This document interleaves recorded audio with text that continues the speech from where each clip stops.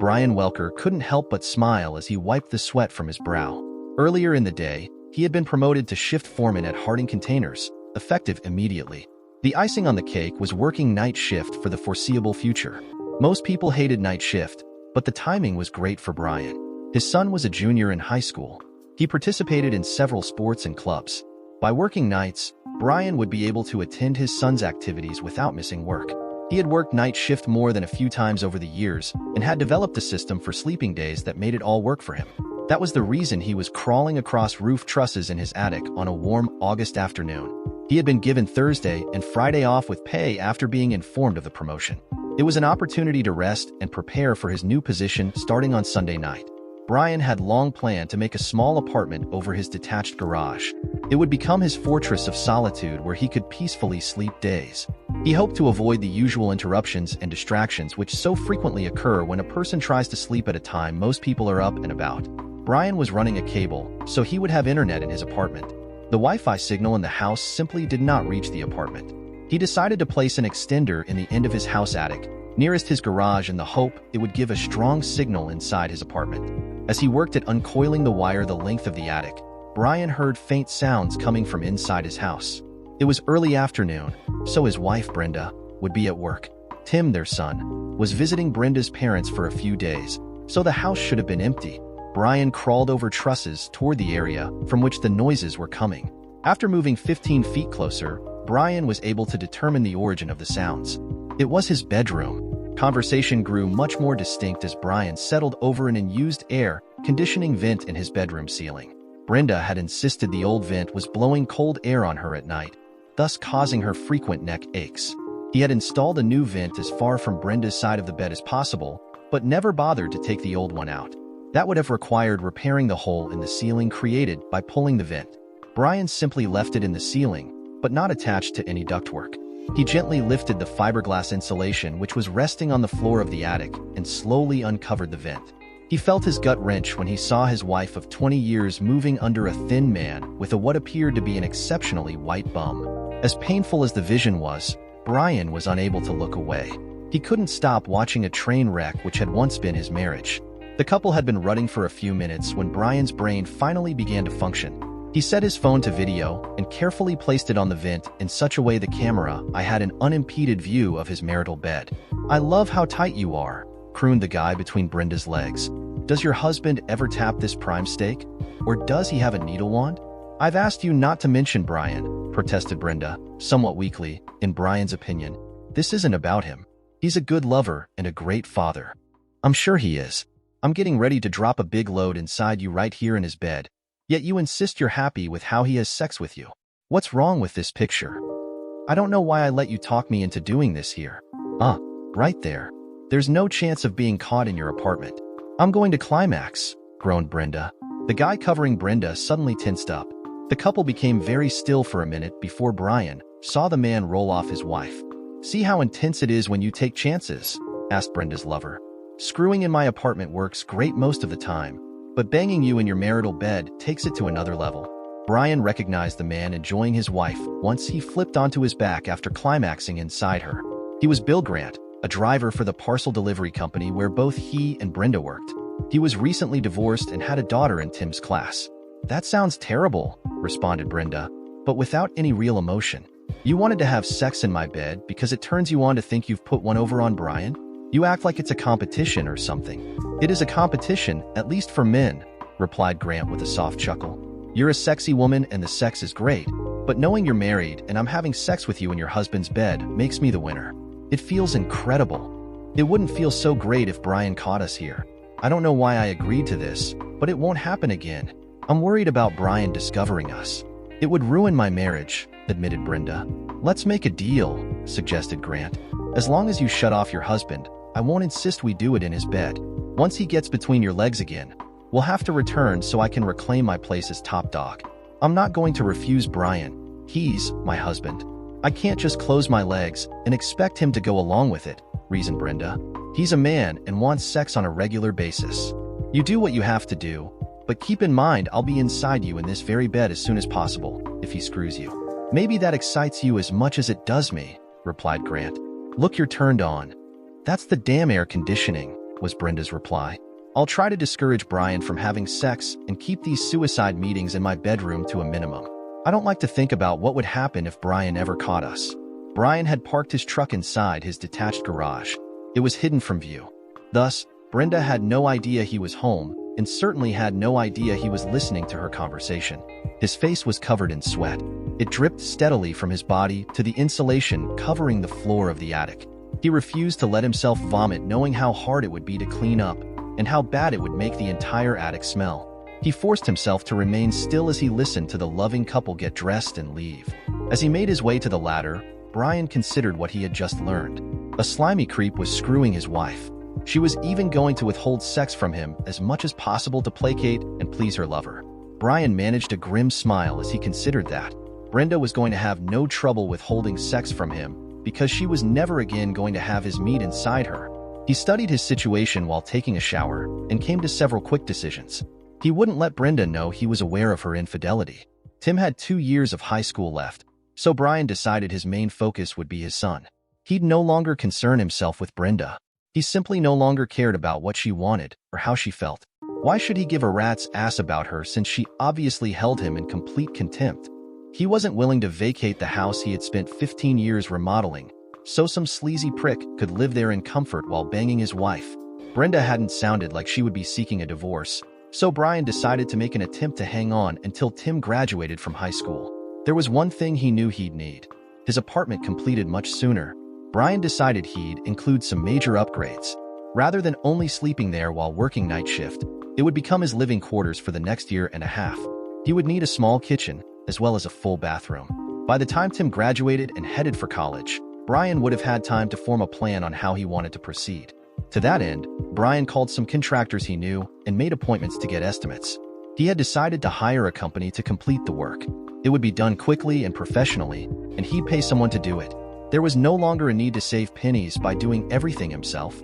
His promotion would easily allow him to cover the expenses.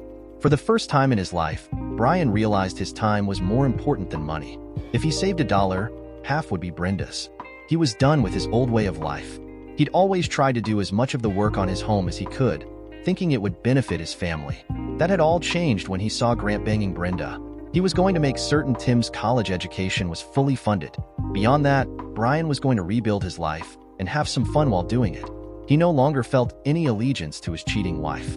Brian had gained control of his emotions by the time Brenda walked in after work and saw him sitting in the kitchen. "You're home already? Did you get off early for some reason?" Brian gazed at Brenda and decided she looked different to him. She had some lines and wrinkles in her face, and she carried a few extra pounds. Why hadn't he noticed it before? Had his love for his wife blinded him to her faults? It saddened him to think about his sudden change of attitude toward Brenda, but it had been her decision to have an affair. He was simply reacting. "Yeah, we're in a bit of a jam at work. I was asked to work nights for a while, starting tonight. They let me come home and pack a lunch and rest. I'll be headed back in later." "They shouldn't ask you to work nights after a day shift, even if you had some time off during the day," reasoned Brenda. "You'll be exhausted. At least lie down and sleep for a few hours." "Good idea," responded Brian. "I'll just go crawl between the sheets and—" "Wait," insisted Brenda far too loudly as she recalled the condition of the bed. "I just remembered I need to wash the bed linens." "Okay," responded Brian calmly as he grimly chuckled to himself at Brenda's discomfort. "I'll just use the bed in the guest room. There's no need to get so excited." A few hours later, Brian left the house as if he was going to work. He stopped at a local sports bar and watched a baseball game and enjoyed a few beers. He had previously placed an air mattress in his future apartment. Once he was sure Brenda would be asleep, he parked inside the garage and went up the stairs to his waiting air mattress. He slept surprisingly well. One of the contractors Brian interviewed the next day was between projects and offered a very good price if Brian would agree to begin immediately. 2 weeks would see the contractor's crew moving to a new development miles away. Brian agreed and signed the contract for the work to begin Monday morning. His night shift operated from Sunday night through Thursday night. The plant would shut down Friday evening and start up again Sunday night. Brenda knew Brian would not have to work Friday night. Therefore, she was surprised when he got ready for bed and headed for the guest room the next night. "Why are you going to sleep in the guest room? We won't see much of each other while you're on night shift, so why don't you sleep in our bed?" asked a perplexed Brenda. "Since I worked night last night and slept a few hours this morning while you were at work, I'm not very tired." I'm going to watch a baseball game and maybe a movie after that, replied Brian with his planned excuse. I'm trying to get accustomed to staying awake nights and sleeping in the morning. I don't want to ruin your sleep unless you're thinking we should get it on, suggested Brian as he wiggled his eyebrows suggestively. Brenda's reaction was just as Brian had expected. If he hadn't heard her conversation with her lover, he would have missed her brief deer-in-the-headlights look before she gave a weak smile. I'm pretty tired tonight. Maybe we could just cuddle a little and go to sleep, responded Brenda. Besides, Tim's home tonight. He might hear us. Cuddling won't cut it for me, replied Brian. Once I get you in my arms and feel those tits of yours get hard, I'll want to have my way with you. If you're ruling out sex, I'll just eliminate temptation and sleep in the guest room. You never worried about Tim hearing us before, so that's just a bullshit excuse to avoid sex. You really don't need to make shit up. I'm not the kind of guy to push himself on a woman. I know that, Brian. You're right. It was pretty weak and I'm sorry. I'm just tired and don't feel romantic. I hope you understand. I understand better than you realize. Let me know when you're in the mood. If I'm in the mood at the same time, we might get together. Good night, retorted Brian as he turned and headed toward the guest room, leaving Brenda with a confused expression on her face. Brian played catch with Tim for an hour on Saturday and then did yard work. When bedtime rolled around, he strolled down the hall to the guest bedroom. Brenda watched his back and wondered why he was behaving so oddly. Brian went into work early Sunday night to prepare for his role as shift foreman. By the time the production workers began appearing, he felt very good with his work situation. He hadn't bothered telling Brenda he had been promoted to foreman. She had secrets she kept from him, so he no longer had qualms about keeping things from her. His shift went smoothly. He was well received by those working under him. He decided he had a great group of people on his shift. The new position carried more responsibility, but Brian had seen all the problems before and knew how to deal with them. He settled into his job with minimal adjustment or difficulty. Brenda had already left for work, and the construction crew was setting up when Brian arrived home Monday morning. He spoke briefly with the job foreman to be sure they were on the same page, and then went inside. He fell asleep immediately, but was awakened several times by loud sounds from the crew working on his apartment, and once by the ringing phone. Cursing himself for neglecting to turn off the ringer on their landline in the guest room, Brian answered with a groggy, "Hello? I'm sorry, Brian. Did I wake you up?" asked his mother-in-law, Beverly. "Is that why you called?" snapped Brian with some annoyance. "You wanted to know if I was sleeping?" "No need to get an attitude," responded Beverly. "I just wanted you to know Bill, and I heard you were on night shift, and we won't be disturbing you. If you need us to do anything for Tim when you're sleeping, just let us know." Brian hung up the phone without responding. As he unplugged the phone from the wall, he considered just how stupid people could be. It took a few minutes, but he fell back asleep. The construction crew completed their work in less than a week. Brian marveled at how the contractor had completed the entire remodeling in 4 days. It would have taken him 4 months. When he woke up Friday afternoon, he drove to a furniture store and ordered a king-sized bed, a small kitchen table, 4 chairs, and a small sofa. Next, he drove to a major appliance dealer and selected a large flat-screen TV, a refrigerator, an oven, and a microwave. By Monday afternoon, his bachelor pad, as Brian considered it, would be ready for him to occupy full-time. He chuckled at how perplexed Binda had been when she came home from work Monday to find a crew of men bustling around the detached garage. She approached Brian as he was chatting with the job foreman and insisted on a private discussion so he could tell her what was going on. "I have them finishing an apartment over the garage," revealed Brian. "I want to be able to sleep days without people barging in or calling. I'm having it double insulated to keep noise to a minimum. There won't even be a landline. Since I'll be working nights for some time, I felt it would be a huge benefit to have a place I can sleep without putting you and Tim out. You won't even know I'm around." "Not know you're around," repeated Brenda. "You're my husband and Tim's father. We're supposed to know you're around. I'll be going to Tim's baseball practices and games. I'll be bringing him home afterwards so he and I'll spend lots of time together. Don't worry about that. We'll all be able to have dinner together. I told you a few days ago to let me know when you were in the mood for some special lovin', but you haven't taken me up on my offer yet. Are you asking me to scratch your itch tonight? You're being such a jerk. Husbands are expected to do more than screw their wives when they feel like it. We expect conversations, seductions, and sharing ideas, as well as problems. Marriage isn't just about raw sex. You know that. Don't even think about lecturing me about what constitutes a good marriage," cautioned Brian. "I'll put the efforts I make to this marriage against your efforts anytime. This'll work fine. All you need to do is let me know when you want me in your bed to service you." I'm not some damn cow that needs or wants servicing, snarled Brenda. You won't be doing any servicing until you make a sincere apology. I'll want a nice evening out at a good restaurant along with that apology. Brian broke into a big smile and simply walked away, leaving Brenda completely befuddled. He was making it easy to keep Bill Grant from demanding she have sex with him in her marital bed, but Brenda was concerned about Brian's attitude. He simply wasn't his usual self. He was ignoring Brenda, and that concerned her. He had always been a very attentive husband. She made up her mind she'd give Brian a night to remember once he apologized for his crass behavior. She knew he wouldn't be able to go much longer without sex. A man can't go from getting laid 2 or 3 times a week to nothing and be happy. Brenda was confident he'd be after what she had. He'd been that way since they first met.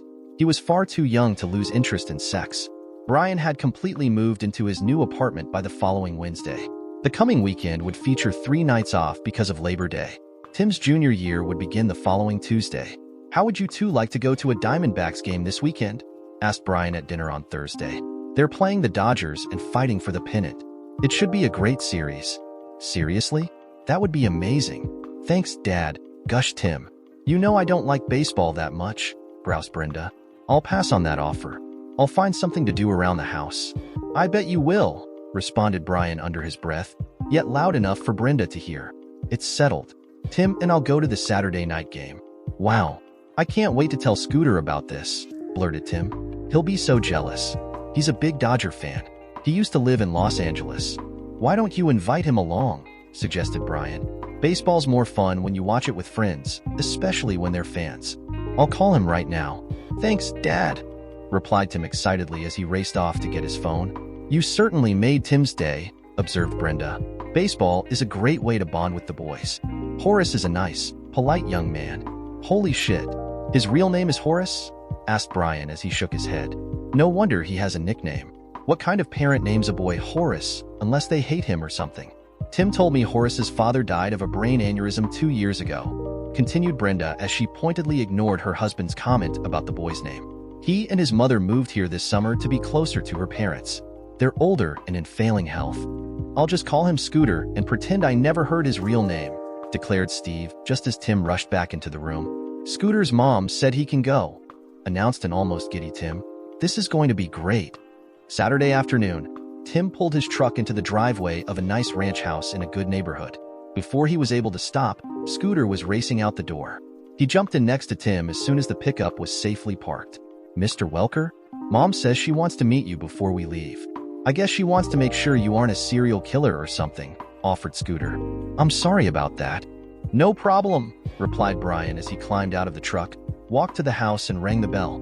A slender, rather nondescript woman about Brian's age opened the door. With what he felt was a quick glance, Brian determined her legs were her best feature. They were strong and shaped perfectly. Her running shorts provided him the opportunity to admire a lot of them. Her stomach was flat while her tits barely pushed her top away from her torso. My legs look pretty good compared to the rest of me, don't you think? Asked Scooter's mom, much to Brian's chagrin. Well yeah, agreed Brian once he saw the grin on the woman's face. You've got a great pair of legs. Do you think I should let my son go to a baseball game with a man who checks out every woman he sees? Challenged the boy's mother. I'm trying to raise a gentleman. Brian saw the laughter in the woman's eyes and knew instinctively she was busting his balls a little. He decided to play along. What you're really asking is should you let your son go anywhere with a man, as checking out women is the best part of being a man, replied Brian with a grin. He needs to learn how to appreciate the fair sex. I'll show him what to look for and how to do it. I certainly hope you'll be less obvious during these life lessons you'll be giving Horace, countered the still smiling woman. The first thing I'll teach him is to smack anyone who calls him Horace, except his mom, of course, joked Brian. I see. My son will learn to be violent with people who address him by his given name, as well as how to appreciate women's legs. Does that pretty well cover it? Not even close, responded Brian. I'll show him the fine art of judging bums and tits surreptitiously. It's important he have a well-rounded education and not focus entirely on any single female attribute. That's a relief, replied Scooter's mom, thus gaining even more respect from Brian. Have a good time and be sure Scooter calls if you're going to be late. My name's Gertrude, by the way. Seriously? Gertrude? What do your friends call you? Asked Brian. Oh, for my male friends I answered a Minx, Raven, Candy, or Bubbles. My girlfriends call me Gertrude, replied the straight-faced woman. Sounds good to me. I'm Brian. We're going to be friends, so I'll call you Minx. I kind of like that name. Why am I not surprised? Responded Gertrude before breaking into a hearty laugh. Horace can go along with you anytime. I love your sense of humor. Tim is a very polite young man, so I was pretty sure his parents would be fine. Thanks for inviting him to the game. We're a baseball family. I used to go to as many Dodgers home games I could. My father even played in the minor leagues before I was born. He was pretty good, just not quite good enough, added Gertrude. Scooter's a great kid, so it's no problem. I'll keep an eye on him and make sure he gets back home in one piece, Minx. Have a nice day. Is that going to stick? I was making a joke, protested Gertrude. You'll always be a minx to me, was the quick reply as Brian turned and headed back to the truck. Brian had a relaxing day at the game.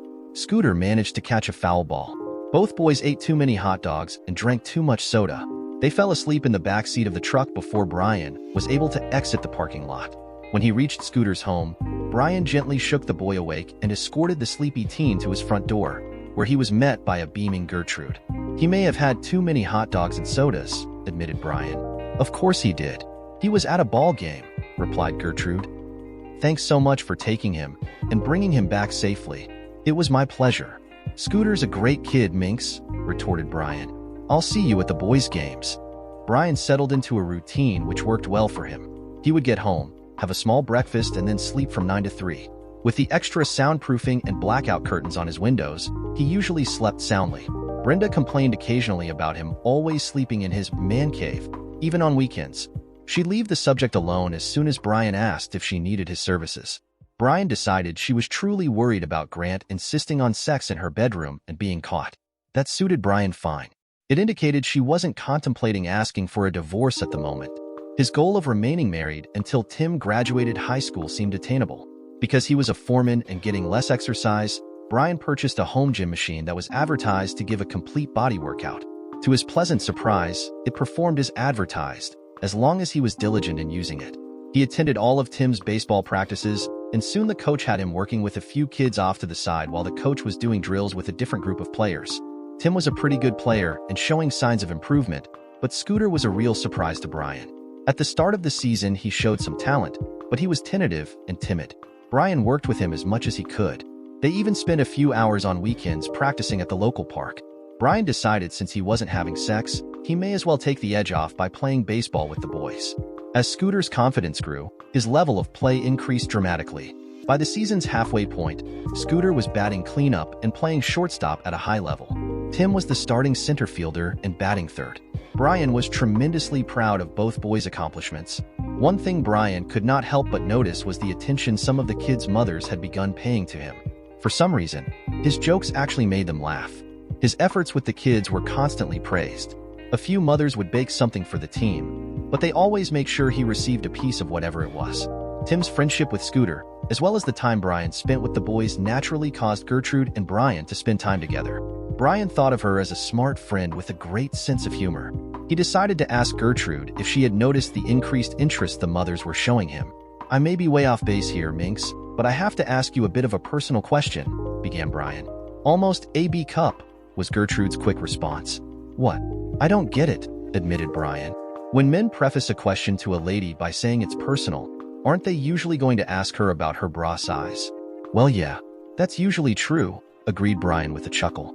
In this case, I was going to ask if you've noticed some of the mothers have been treating me differently the last couple of weeks. Do you think they seem a little friendlier lately? Well, aren't you Mr. Observant? Retorted Gertrude. You really don't know what's going on, do you? I'd need more information regarding the what to which you refer before I could answer that question, mused Brian. I understand the infield fly rule. I know you never make the first or last out of an inning at third base. You aren't referring to those baseball axioms, are you? No. I was talking about the unwritten rule of never bunting or stealing bases when you have a huge lead, quipped Gertrude before becoming more serious. If you'd been paying attention, you'd know the friendliest team mothers are also single mothers.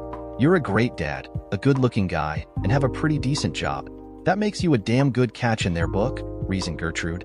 What about the fact I'm a married man? Wouldn't they take that into consideration? Asked Brian. They have, responded Scooter's mom. That's why they haven't actually attempted to seduce you. No one's tried that yet, have they? No one's seduced me, As if that's ever been a problem, replied Brian. I'm married, so I obviously can't be a good catch for anyone.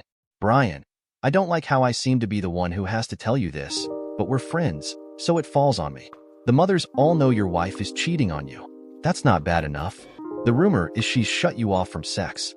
You don't sleep together, and it's a foregone conclusion you'll become a free agent in the not-too-distant future. These women want to sign you up for their team as soon as you're released. Brian was stunned by Gertrude's revelation.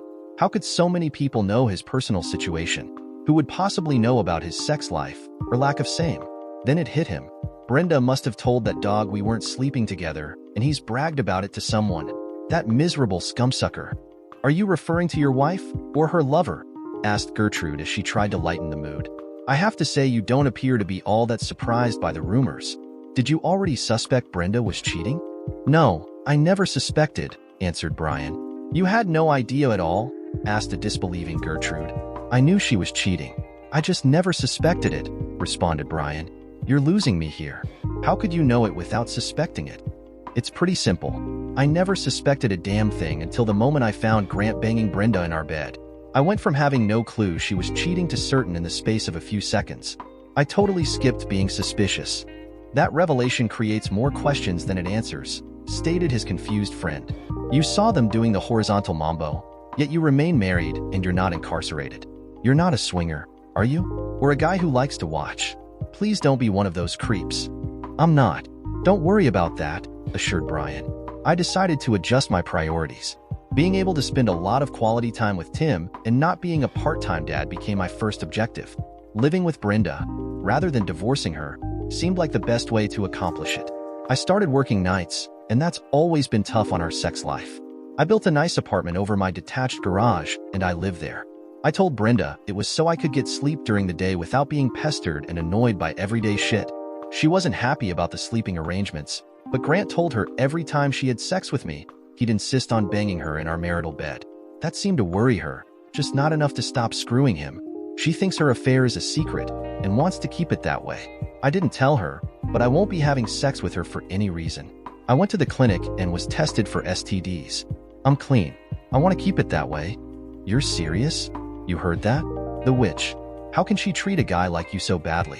What a jerk that guy is, fumed Gertrude. All the single moms think you'd be a great catch. I think you may have an inflated opinion of my desirability. I've never been the matinee idol type.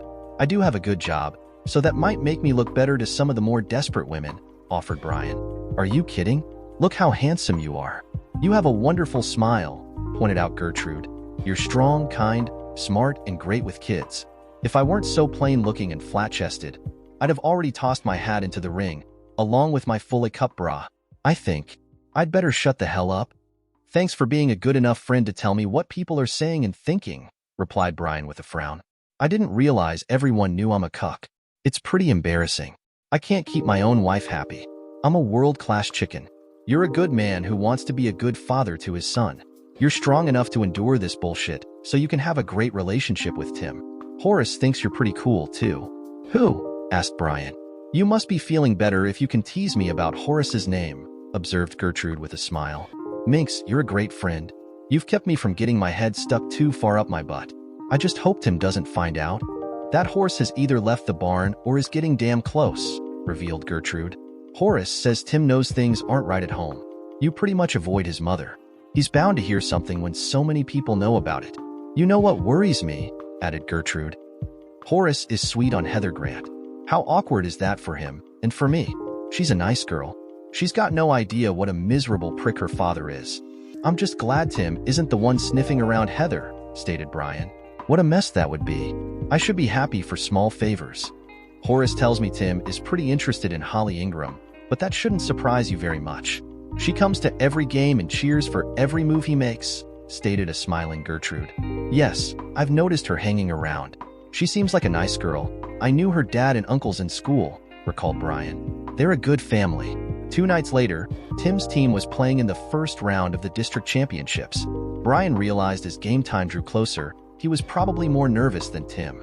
It didn't help that the usual 3 single mothers were determined to get his attention. Norma Wilson was wearing a top that exposed a good portion of her ample tits. She kept finding reasons to lean over in front of Brian to pick something up or look for something. Brian had to admit her cleavage was spectacular. Brandy Dorn kept her tits covered, but with a very tight and form-fitting sweater.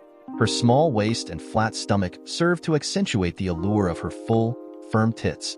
She constantly asked Brian questions about the team and the players. Jillian Patterson was less subtle. For some reason, she had to stand close enough to Brian to keep her impressive chest pressed against his arm or side. Gertrude gave him a knowing smirk as she handed him a soda and hot dog before returning to her seat on the first base side of the diamond. Brian noticed all three ladies found some reason to leave his general vicinity, all at the same time. He thought it was odd until he heard a familiar voice behind him. "I thought I'd join my husband this afternoon to watch my son play. I didn't realize I'd have to wade through so many admirers to reach him," observed Brenda, more loudly than necessary. "What's going on, Brian?" "The game hasn't started yet, but Tim looked pretty good in batting practice," replied Brian in an effort to deflect the question. "Nice try," snapped Brenda. "Why were those women hanging around you like flies on a turd? It's a good thing you aren't allergic to silicone. If you're asking me to explain the workings of the female mind, you're out of luck." "I have no idea," admitted Brian. "I'm even surprised you're here. My son is playing in an important game. I'm here to support him. Obviously, other mothers are here. Apparently, some of them are not here just for their kids." "You've been too busy to come to the games," observed Brian. "How did you get away from your obligations today?" Brenda glanced at her husband when he mentioned her obligations. She briefly wondered if he implying something. As quickly as the thought entered her mind, she dismissed it. If he had any suspicions, he would have been much angrier and far more confrontational. One thing she knew about Brian was he would never accept her cheating. If he knew, he'd let her know about it in a very obvious way. "I made time. This game is important for Tim, which makes it important for me. I've hardly seen you since you went on the night shift, so I thought it would be nice to spend some time together cheering for Tim," reasoned Brenda. As Brenda and Brian sat down in the bleachers, she noticed she was being watched by several of the other mothers, and they didn't appear to be all that friendly. Brenda wondered about that. What could she have possibly done to annoy the other mothers? This was the first game she had attended. She had no other form of interaction with any of them, so she could think of no reason for them to dislike her. Brenda then noticed Gertrude sitting off to the side. As usual, she failed to stand out in any way, although Brenda noticed her hair had been professionally done and her legs looked good in a pair of shorts, which may have been a little too short, especially considering the cool temperatures of the day. The game began and Brian's attention was riveted on the playing field. The first two batters struck out before Tim stepped into the batter's box. Brenda was worried for her son when she saw how fast the first pitch was and how close to his head it had been. The second pitch was low and away from Tim, but he connected solidly and lined it over first base for a stand-up double. Scooter was the next batter. Brenda noticed that he seemed older, stronger, and more confident than he had been last summer. The first pitch popped into the catcher's mitt close to Scooter's head. If he hadn't leaned back, it might have hit him. Brenda heard Brian chuckle as Scooter prepared for the next pitch. "Trying to intimidate those two boys is a big mistake," stated Brian to those within hearing. "I just hope the pitcher tries to sneak a fastball by Scooter." The other spectators nodded in agreement as the pitcher went into his delivery. He was a hard thrower, and he put something extra on the next pitch. There was a loud crack as Scooter's bat met the baseball as it crossed the plate. Oohs and ahs echoed across the bleachers as the ball disappeared over the center field fence. Tim trotted across the plate and waited for his friend to touch home plate before exchanging high fives. Gertrude was beaming with pride as her son circled the bases. She glanced over at Brian only to see small tears on his cheeks. He had spent countless hours working on fielding and batting with Tim and her son. His pleasure and pride was almost palpable. Gertrude was extremely grateful for the mentoring Brian had provided her son since their arrival. Horace was growing into a fine young man, and Brian had played a huge part in his character development. Brenda drove to the pizza shop to join Brian, and Tim as the team celebrated the win. She found a parking space quite far from the door. By the time she entered the restaurant, she saw both Norma Wilson and Brandy Dorn standing way too close to her husband. Their big boobs were in frequent contact with his arms, back, and chest as he helped sort out the drinks for the boys. Brenda wasn't surprised when they seemed to disappear as she approached. It caused her to mentally repeat a conversation she had 2 weeks prior with her lover, Bill Grant. "It's about time we got it on in your bed, don't you think?" pushed Bill as Brenda was getting dressed after a sex session. "Banging you in your husband's bed really gets my motor running." "You said you wouldn't do it in our bed again until Brian and I had sex," reminded Brenda. "I'm not comfortable risking it." "Are you actually telling me you haven't had sex with your husband since the day we had sex in your house?" asked her incredulous lover. You said I should shut him off for as long as I could, and you wouldn't press me to have sex in our house until he made love to me. He went on night shift that day and has been sleeping in a room over the garage. We haven't even shared a handshake since. That's just plain crazy, replied Bill. He's way too young, and you're far too hot for him to lose interest in sex. Is he gay? Does he have a girlfriend or something? He's certainly not gay, insisted Brenda. He's very masculine. He'd never cheat on me. He's just working nights and he's tired most of the time. He only shows up for dinner, except on weekends when he does the yard work and things. No normal man married to a piece of meat like you would willingly go without, even if he worked 18-hour days, stated Grant. He must be screwing around. That should make it easier for us to get together. He's getting his, and I'm getting what used to be his. Brian would never be unfaithful to me, stated Brenda firmly. He takes our marriage vows very seriously. He isn't the kind of man to sneak around and engage in some tawdry affair. Is that what you think you're doing? Demanded Bill. Well, no. This is just a temporary thing. He's been too busy with work and Tim's baseball to pay much attention to me. I deserve a little fun. I work hard to keep the house and make meals, as well as work full-time, reasoned Brenda. We know this won't last. Bill smiled as he considered Brenda's words. I suppose you're right. We'll just enjoy the ride while it lasts. Give me a day I can drill you in your bed. It still cranks me up. As Brenda recalled Bill's words, she became concerned as she watched the two bimbos hovering around Brian slink away.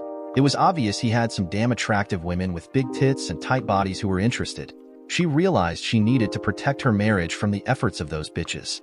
Then she noticed Gertrude sitting off by herself. Brenda quickly formulated a plan. She put on a big smile and sat down next to a surprised Gertrude. It's good to see you again, Gertrude. Horace has become quite a good ball player, and he's a very nice boy. You should be proud of him. I am, admitted a wary Gertrude. Tim is doing very well, too. The time Brian has spent with him is paying off. He's really been a great mentor for Horace. Yeah, sometimes Brian is too good, responded Brenda as she saw an opening for her proposal. I'm sure you've noticed how those big-tit blondes are always hanging around him. I was wondering if you could help me out.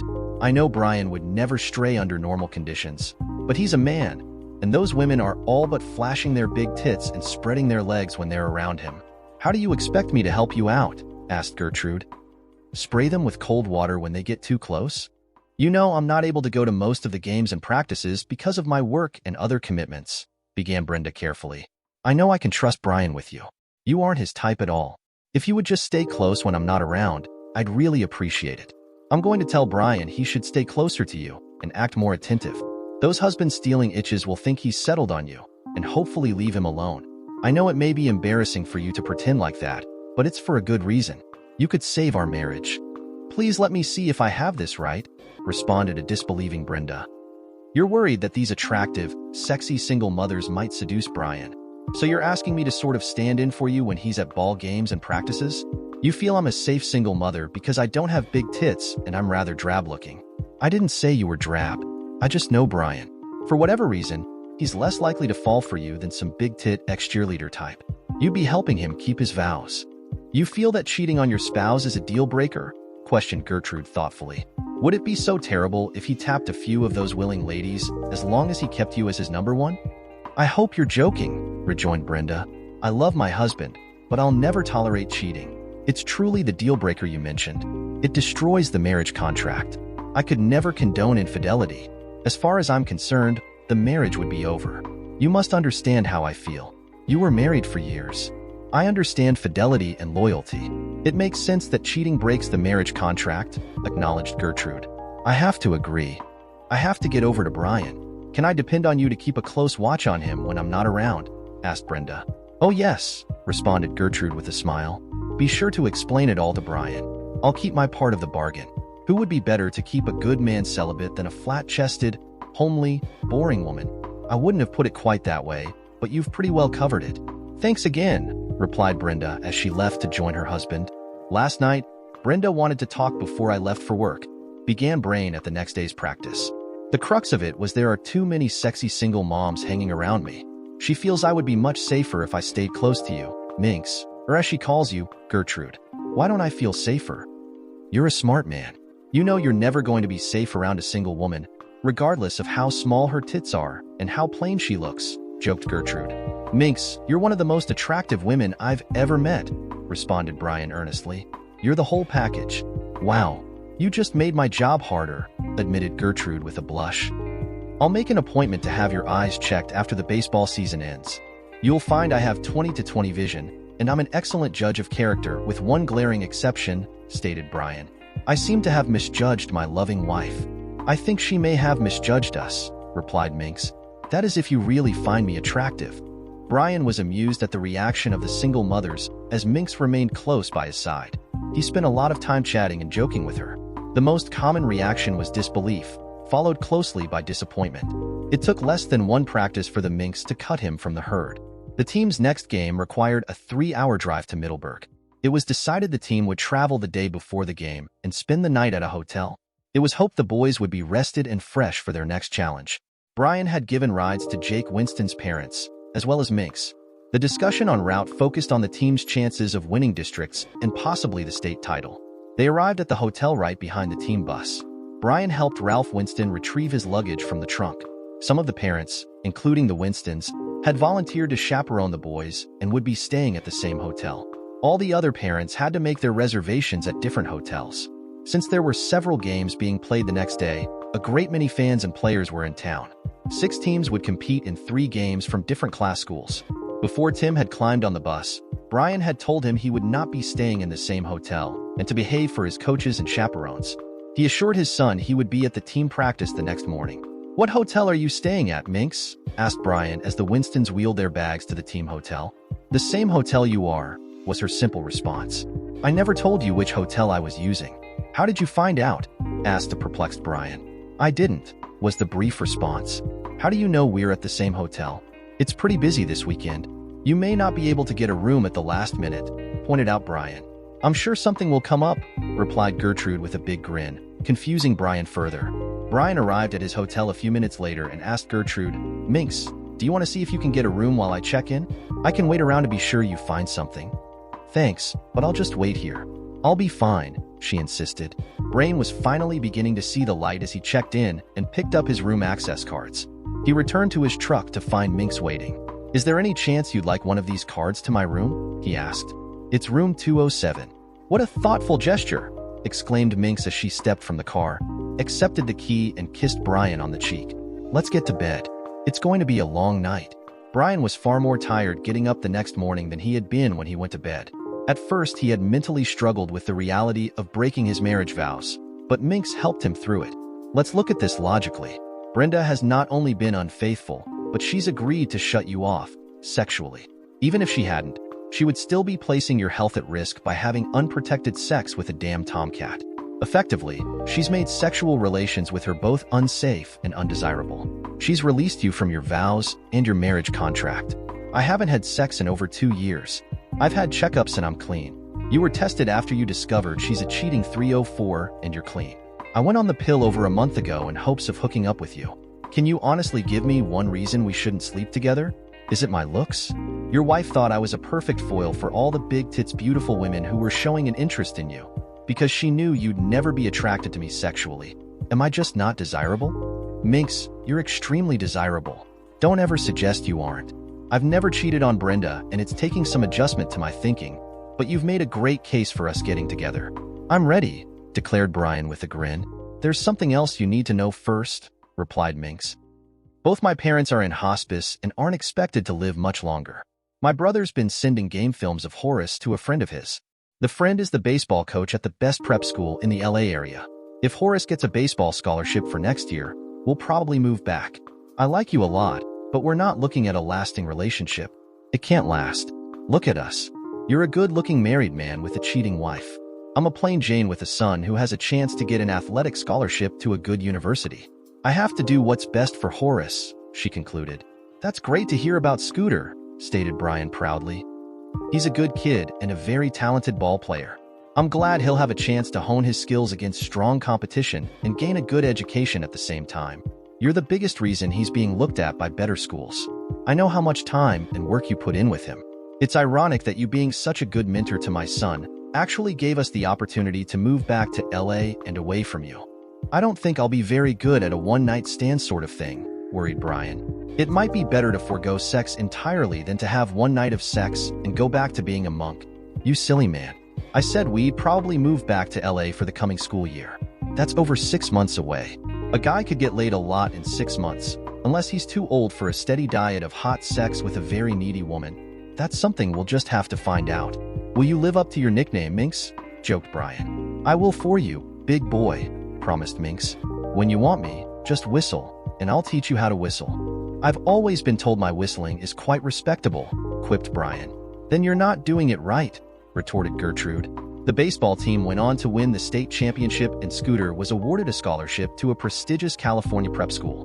Both of Gertrude's parents passed away before Thanksgiving, within a week of each other. Brian and Tim attended their funerals. Brian met Gertrude's brother and liked him immediately. Brian, meet my brother, Dexter, introduced Gertrude. Dexter, this is Horace's baseball mentor and our good friend, Brian. Holy shit, exclaimed Brian. Your name is Dexter? Right? Agreed Gertrude's brother. Only Gertrude and my folks ever call me Dexter. I answer to Grim with everyone else. What do you call my sister? I call her Minx, but don't ask why, insisted Brian. I don't think I have to ask, replied Grim with a laugh. Brian spent Thanksgiving with Brenda and Tim at her parents' house. For the first time in months, Brian found himself preparing for bed with Brenda. They always stayed over Thanksgiving night, and Brian couldn't come up with a good excuse to change that tradition. Brenda took her time removing her clothes in front of Brian. He tried to keep his reaction subdued, but his Johnny gradually responded to the visual stimulation. Brenda was a very attractive woman with a nicely toned body. We haven't slept together in a very long time, cooed Brenda. You must be in need of some lovin' by now. Make love to me. Brian felt bad about his next comment even as he replied. You finally admit you need to be properly serviced? I knew you'd break. I'll be glad to top you off and put a big smile on your face for the holiday. You miserable pig. You won't be getting any sex for years with that attitude, snarled Brenda. What's wrong with you?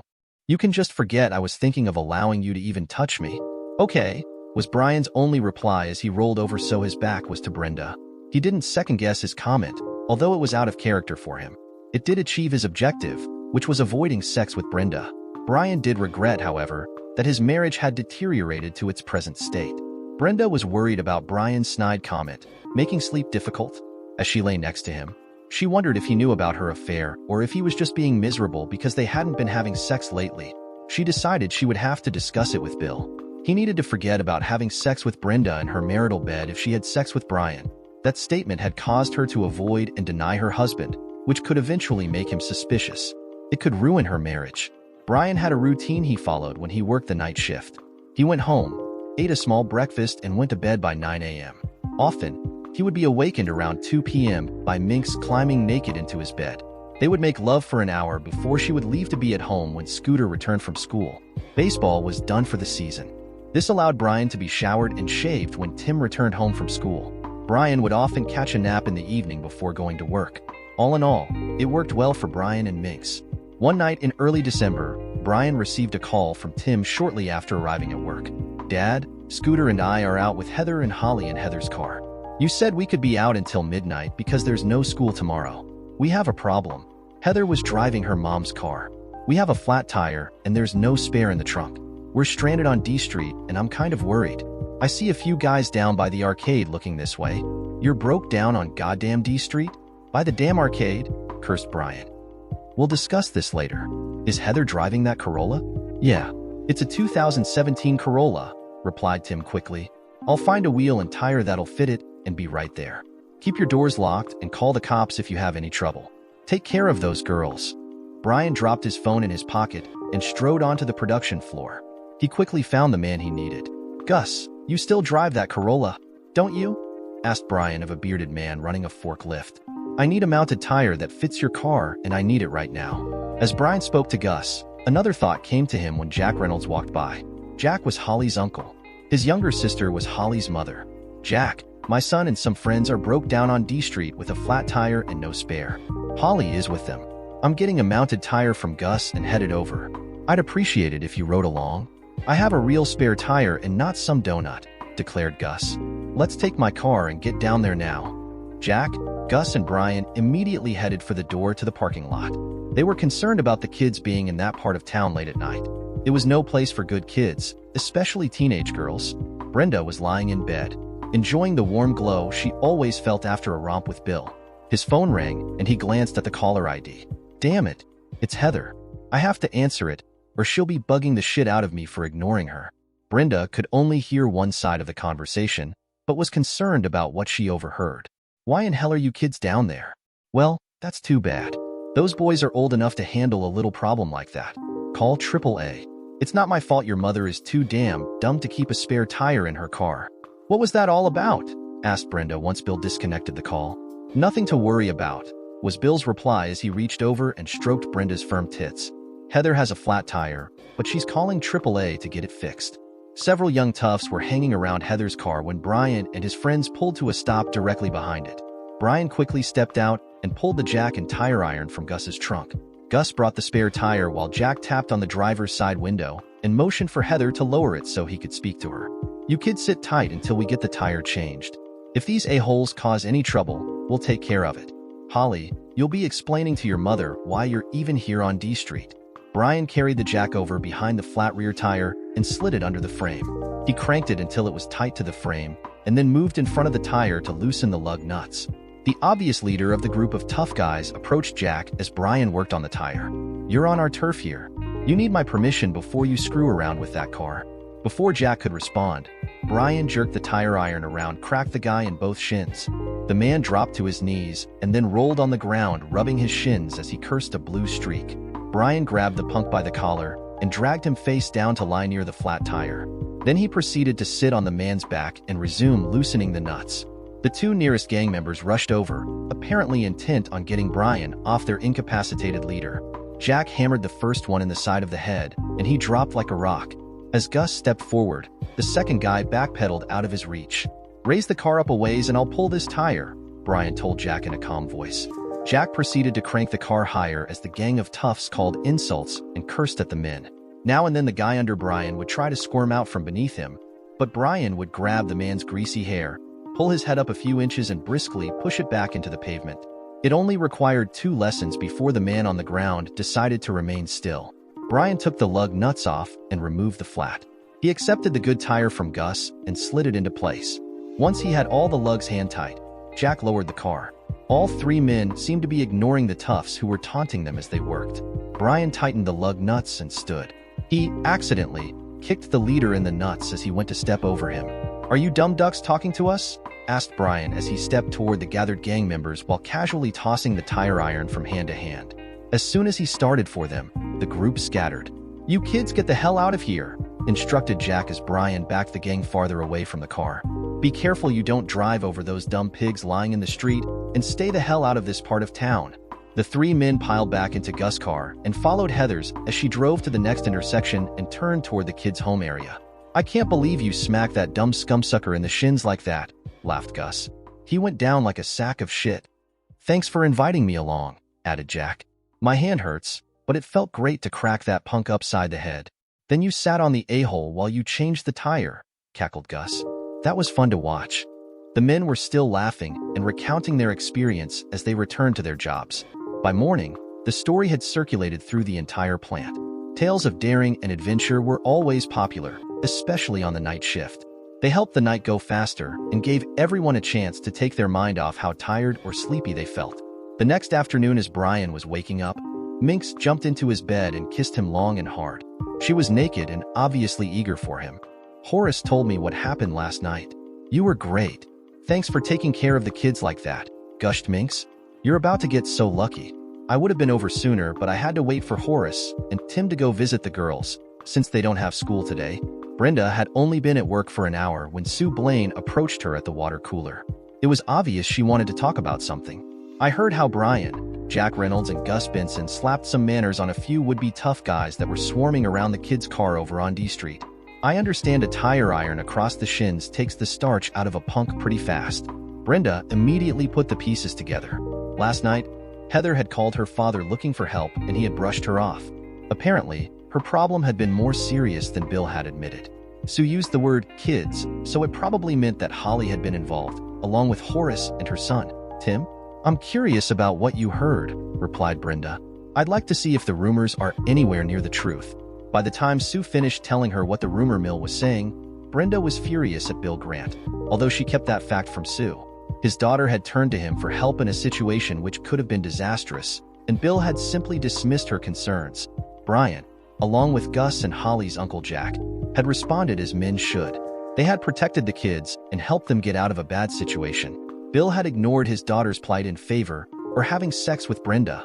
The realization that she had been having sex with a man who had refused to help his own daughter and some of her friends, including Tim, stung her deeply. How low had she sunk? Brian was 10 times the man Bill was. The sad thing was Brenda knew it all along. Why had she ever taken up with the selfish, pompous bum? Early that afternoon, Brenda found Bill alone in the break room enjoying a snack while his delivery truck was being serviced. She wasted no time laying into him. Heather called you for help last night, and you blew her off. Those kids could have been in a lot of danger, yet you told her to call AAA. What kind of father are you? It all worked out, replied Bill glibly. Your husband and some of his buddies saved the day, so what's the problem? Brian reacted like a real man. You turned your back on your daughter. That's the problem. My son was in that car. If your dumbass husband is so special, why am I the one screwing your brains out while he hasn't gotten laid in months? Asked Bill with a chuckle. All the superhero shit in the world won't make his tool as big as mine. You miserable pig. Being a man has nothing to do with your size, spat Brenda. He's more man than you'll ever be.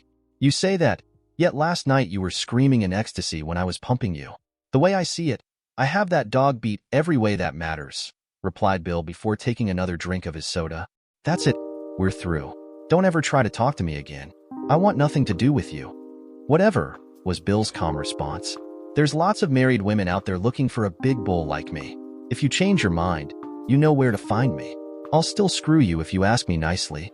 Brenda broke into tears and ran from the room. She had cheated on her husband, disrespected him, and risked her marriage and her family for a shallow, egotistical sociopath. She only hoped Brian would never discover how foolish she had been. With that thought, she realized she had a lot to make up. Minx had just ridden Brian to a strong climax when she heard sniffling behind her. Surprised, Minx swung around to find Brenda watching her with tears streaming down her cheeks. How could you do this to me? Cried Brenda. I trusted you both, and you do this? I'm simply doing as you asked, replied Minx as she reached for her clothes and began slipping them on after pressing a finger to Brian's lips, telling him to remain silent. You wanted me to keep those big tits blondes from sinking their claws into Brian. I sacrificed my body to achieve your goals.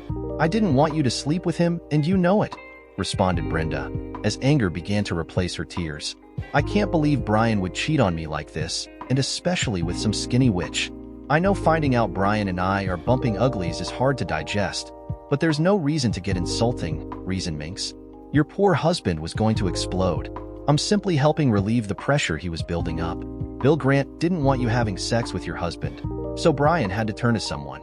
Luckily, I was in the right place at the right time. You can thank me for helping you shut Brian off so completely and keeping Bill happy. Where is Bill, anyway? Is he in your bed? You know about Bill, cried Brenda. Well, yeah, replied Minx. I think most of the free world knows about Bill. You've been sleeping with him for months. He promised you he'd screw you in your marital bed every time you had sex with Brian, so you stopped having sex with your own husband. Luckily, Bill was able to fill the void, pun intended. If Brian knew, why didn't he say anything? Why did he allow Bill and me to carry on for so long? Asked Brenda as tears dropped from her cheeks. You're a smart girl. What would most men do when they discovered their wife was a cheating 304? He'd get very angry and yell at me.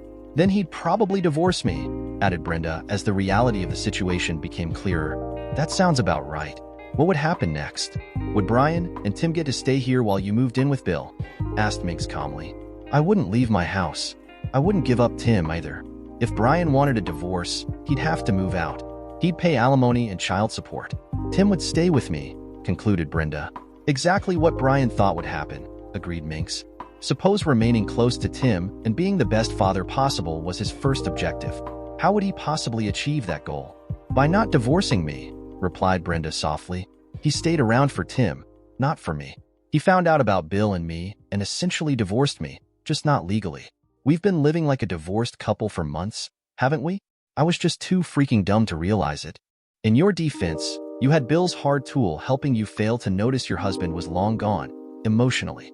I'm just the skinny witch who came along after you screwed everything up. I helped Brian heal. I told Bill we were through. I never want to see him again, stated Brenda. That was after he refused to help his daughter out of a bad situation last night? You didn't have much choice, did you? Asked Minx rhetorically. Even cheaters have some expectations and a few limits. Are you and Brian going to live together now? Asked Brenda as she wiped the remaining tears from her eyes. Honestly, we're pretty content with the arrangement we have. Horace and I will be moving back to LA before school begins in the fall, revealed Minx. I'd rather he didn't know his mom is banging his best friend's dad, if it can be helped. When the time comes for me to leave, I might help Brian choose a new partner, if he'll let me. So you see, I didn't steal your husband like those other mothers hoped to do. We're temporarily enjoying each other's company, much like you and Shithead were doing. What if I won't allow this to continue? He's my husband.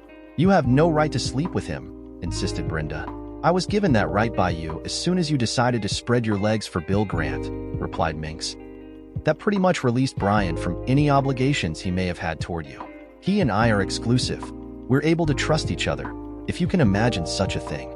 Brian's been told he can't have sex with you, or anyone else if he wants to keep me around, added Minx. Who knows what other bimbos Bill Grant has slept with, or what diseases he might have. You could have all kinds of disgusting shit festering in that nasty snatch of yours. Brenda broke into tears again as she considered the statement from the woman she knew as Gertrude. Could Bill have been banging someone else on the side? Of course he could. Brenda no longer had any delusions as to the kind of man Bill Grant was. She needed to be tested as soon as possible. So, what happens now? Asked Brenda fearfully. Let's just carry on as we have been. I'll stop in and wake Brian up as often as I can. You keep working late and avoiding him as much as possible. I think it'll work just fine. If it ain't broke, don't fix it, responded Minx. I'm not going to do that, stated Brenda flatly. You're leaving in several months. I'm going to stick around and show Brian just how great a wife I can be. He won't need your skinny bum. Except he knows my skinny bum is faithful to him while your round bum is out there, waiting to be tapped by whomever comes along, countered Minx. Essentially, I'm in control of your sex life, or at least your sex life with Brian. I won't allow him near your nasty cesspool while he's in a relationship with me. I won't risk disease, and he's not very keen on it either. One thing I've learned, albeit too late, is there's a lot more to a relationship than sex, stated Brenda with false bravado. In fact, sex with no love or commitment is really pretty demeaning. I'll be doing the things a wife should gladly do for her husband, while you'll just be giving him sex. Think about that. Okay, replied Minx. I've thought about it. Let's do it. You make great lasagna and meatloaf for the guy, keep the toilets clean, and wash the skid marks from his boxers. I'll ride his meat as often as I can. We'll see who's happier. Brian, I need to tell you how ashamed and sorry I am for the way I disrespected you. Can you ever forgive me? Pleaded Brenda. How could he ever trust you again? Asked Minx. He may forgive you someday, but how in hell could you ever regain his trust? That's always been the hurdle cheaters face. I suggest you try to enjoy the next few months while you're still Brian's wife, at least in name. Realize what you threw away for estranged sex and learn from it. Brian doesn't want to break up his family while Tim's in school. That'll give you around 9 months after I leave to do your damnedest to win him back. When Tim graduates, Brian will probably toss your bum to the curb, predicted Minx. Brian, why are you allowing her to speak for you? Demanded Brenda. I'm not just his lover. I'm his best friend, answered Minx. While you were whispering sweet nothings in Bill's ear, Brian and I had our own pillow talk. I promised to handle this very situation, if and when it finally arrived. He promised to screw my brains out once I did. Would you mind leaving us alone now? Brenda stood there crying. Brian stood up, put on his pants and looked at Brenda. It is better that you leave. I have nothing to do with you. Now that you know that I plan to divorce you, I will give you 2 choices. 1, you may start the divorce proceedings and ruin my relation with my son. 2, you may sit back, screw the whole town for fun while me and my dear friend live our lives just like this. Now, before you try to choose option 1, I have a video of you having sex with that pig in our bedroom. I will make sure that the video is shared with your son, your parents, all your friends, and everyone that you work with. Yes, once my son is 18 and goes out for his school, I will divorce you for sure. Till then you may use me as your husband on papers. Now is there anything else that you want to ask or say? Before she could open her mouth, Minx spoke. Remember how you told me that cheating is a deal breaker and you won't tolerate if your husband is cheating on you. I knew about you sleeping with that a-hole. You're a hypocrite and a very bad one. Brenda left the room crying and thinking about what just happened and how she had lost the best thing in her life for some cheap sex.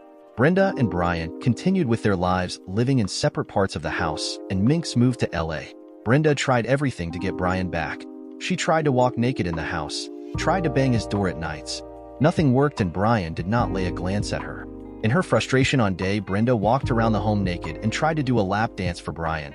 He casually shoved her off of him and simply walked away. Brenda screamed, "What is that woman has that I don't have? I have a better body and I love you. Why won't you make love to me?"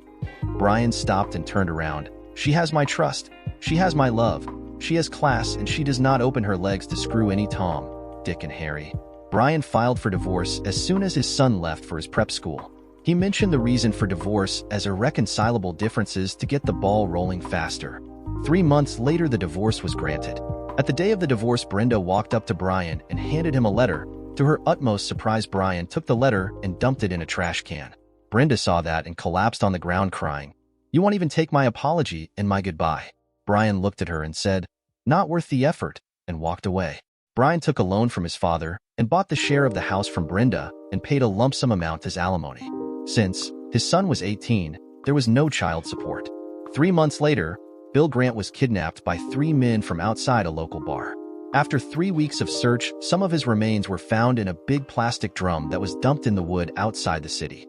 Police suspected the work of a copycat killer who used the same method as Santiago Meza Lopez, also known as El Pozolero. The police suspected that a husband of a woman Bill was dating was the culprit, but the investigation was closed after none of the suspects could be linked to the crime. 1 year after Brian and Brenda divorced, Minx and Brian married each other in a small ceremony. Tim and Horace were happy as they were now brothers. Although Tim was unhappy with his father divorcing his mom, he changed his opinion after his father played the video for him. Brian and Minx did not have any other kids, but they never complained. 7 years later, when Tim got married, Brian and Minx were seated at the parents of the groom's seat, but Brenda was missing from the wedding. Dear listeners, please share your thoughts in the comments section below, and don't forget to like, share, and subscribe.